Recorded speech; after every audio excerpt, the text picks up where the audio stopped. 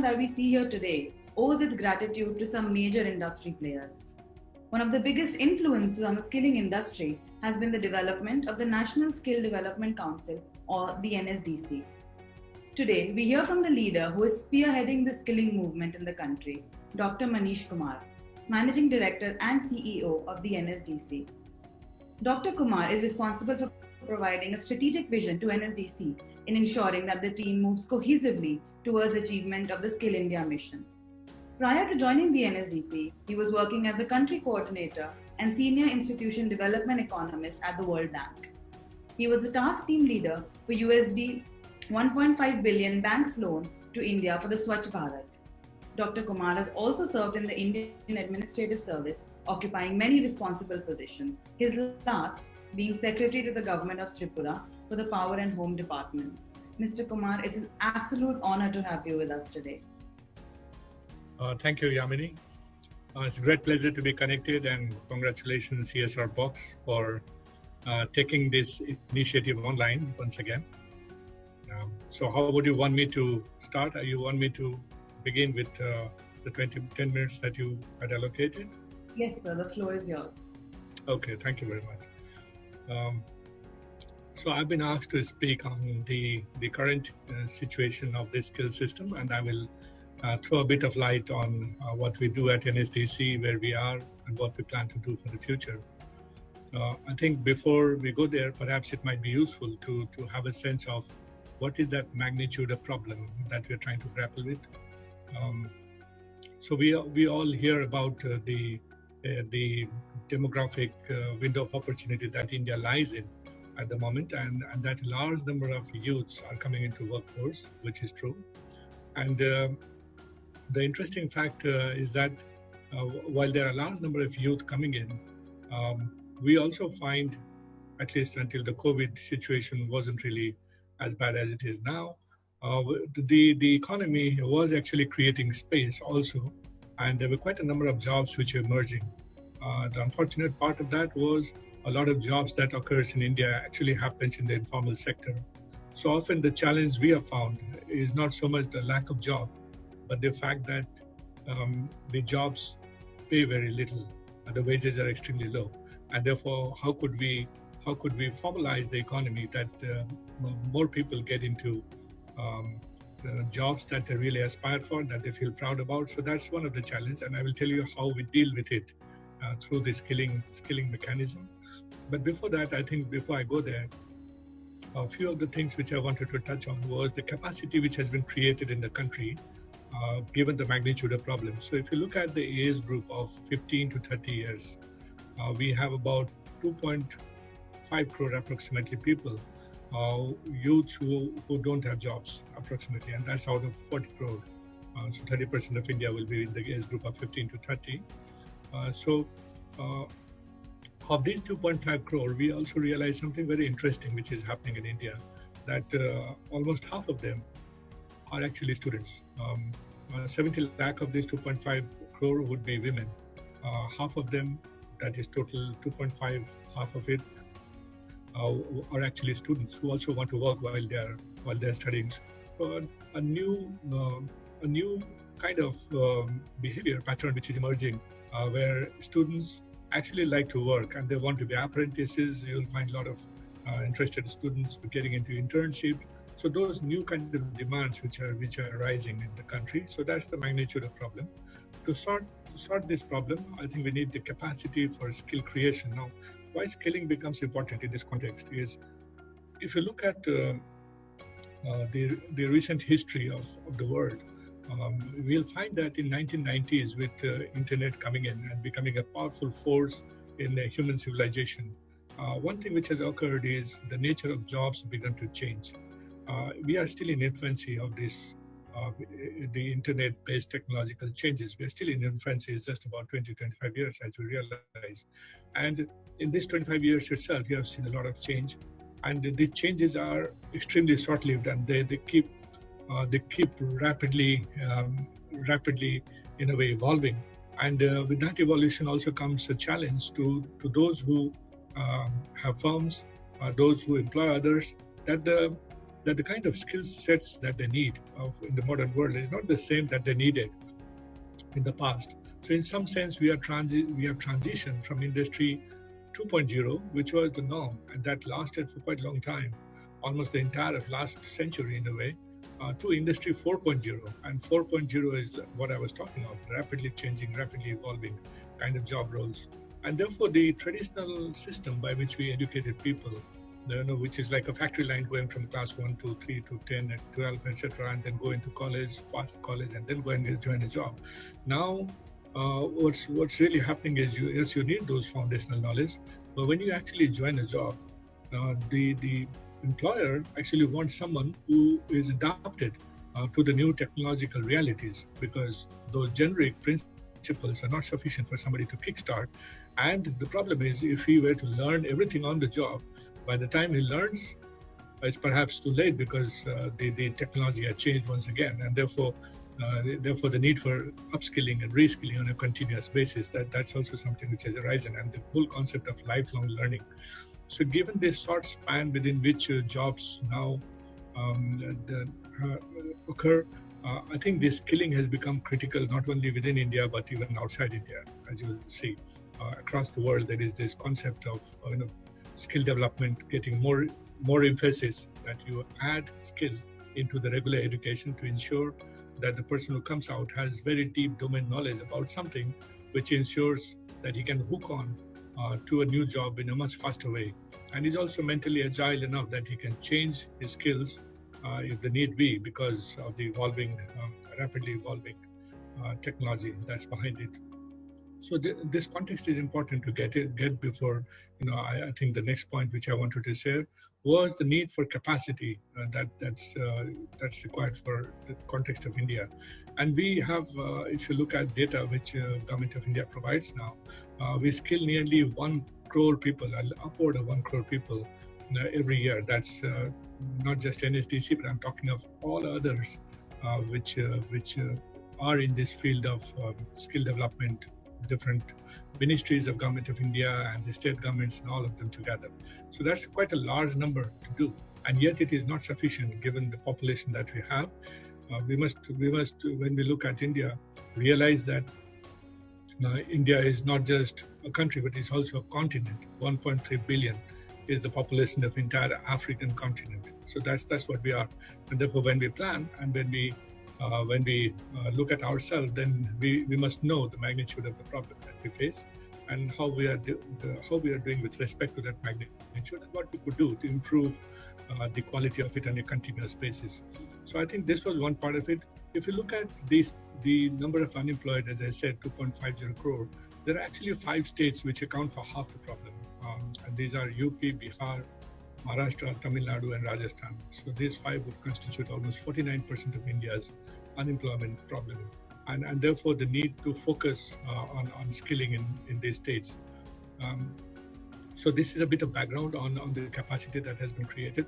Few things which has occurred over time is the need for standardizing how skilling is delivered, and the fact that if you do a Mason's training in Nagaland and you do a Mason's training in Kerala, the manner in which it is taught and the skills and the competencies that are imparted to a Mason in both these places, they are similar. So that's, I think, something on which NSDC has concentrated quite a lot.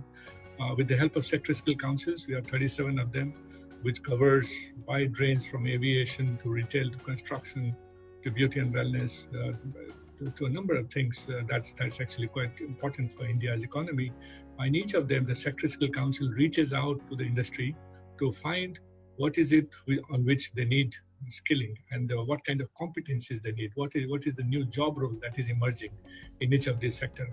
And then they create what we call qualification packs and national occupation standards, competencies that is in a way relevant to the current market.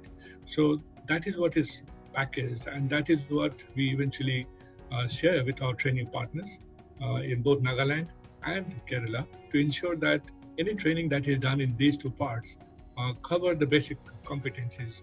And later, when assessments are done, again the SSCs are very heavily involved in these competencies, in this assessment process.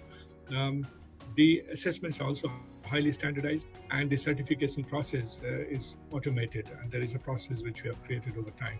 A lot of things we have tried to automate and improve to ensure that quality improves. Quality is in a continuously improving scenario. So I think that's one of the backbone that we have created so far, and we share this experience with a lot of states. In the COVID scenario, obviously there is a disruption that has occurred to the training. Skilling is obviously psychomotor by nature. There is a need for not only learning by reading, but also you need to actually do a function to internalize that and make it part of yourself. And that's been a challenge in the COVID scenario. But there are lots of job roles, for example, in banking, financial services, and insurance. There are a lot of job roles which are amenable to non-psychomotor kind of skilling also. In fact, it's psychomotor in terms of your neurons, and it need not be necessarily physical. So therefore, in those kind of cases, we have been able to do quite a bit of skilling, even while things have been closed. We have actually about 2 lakh skilling going on per month, which also surprised me. We're entirely online at this point of time through various training partners that we have.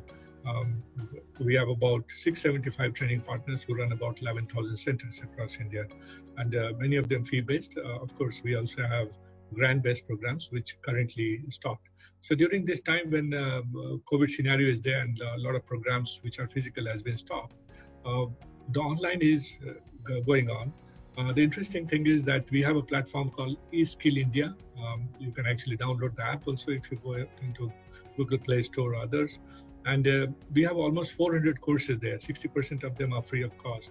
Things which could be like mushroom cultivation, to things which are related to tourism and hospitality. So you get a lot of courses of different types, and also IT.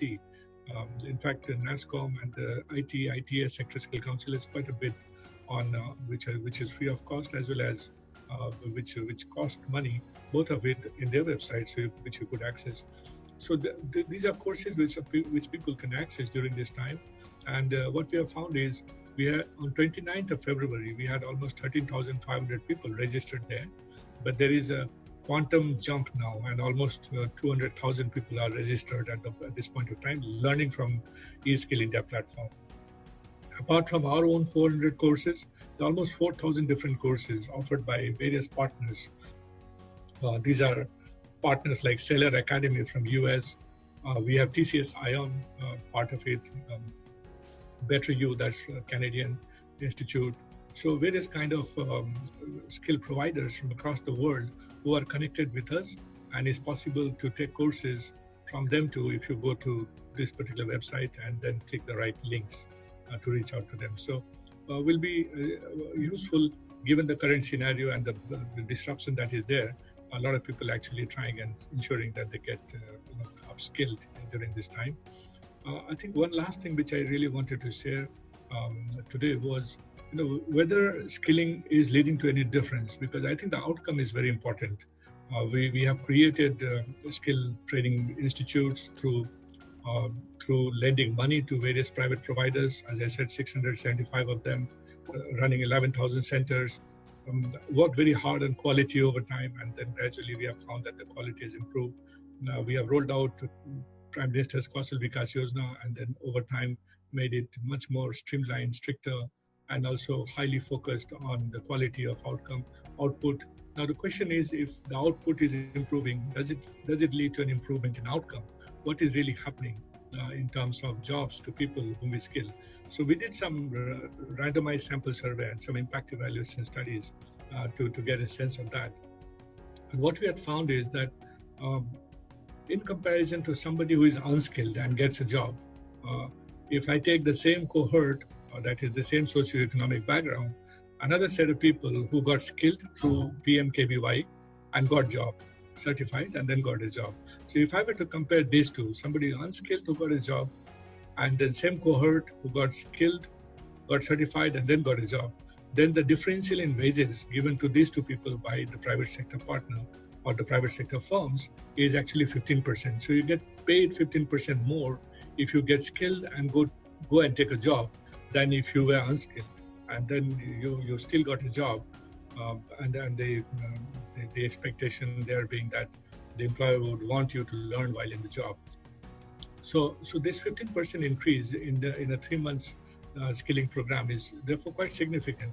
And for every 1 rupee that we found government invests in skilling program, if only 33% of people were to be employed, assuming that not everybody got employed, only 33% got employed, then even then, every 1 rupee that is being invested from public money is actually leading to a return in a lifelong cycle. If I look at it, a return of 4 rupees, of which 2 rupee goes to the candidate, the person who got skilled, and therefore that's the money which comes in his pocket, and 2 rupee goes to the pocket of the industry that hired that person, because with the superior skill that the person has acquired, he is able to get him greater productivity, and therefore there is an earning gain that occurs to that agency also. So I think that's quite a bit of gain, and therefore we all know that any investment that goes in human capital development leads to huge amount of return. But this is the first time we have been trying to do some back-end computations that how much is this return and what really it means, just to make sure that we are running in the right direction and that we are able to understand the changes that comes out of it.